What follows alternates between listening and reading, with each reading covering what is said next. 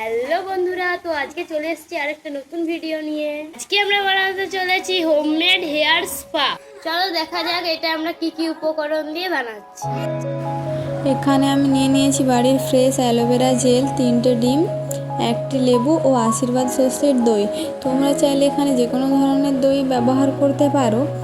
আর aloe vera জেলটা তোমরা চাইলে বাজারেরও ব্যবহার করতে পারো, আমি এখানে বাড়িরটাই ব্যবহার করেছি। লেবু তো আমাদের মাথার খুশকি দূর করতে সাহায্য করে। ঘরোয়া পদ্ধতিতে এই স্পাটি তোমরা অবশ্যই ব্যবহার করতে পারো। তোমরা অবশ্যই বুঝতে পারবে যে এই স্পাটি কতটি কার্যকরী ও উপকারী। তোমরা দেখতেই পাচ্ছ আমি দইয়ের মধ্যে লেবুর রসটা ভালো করে নিগড়ে নিচ্ছি।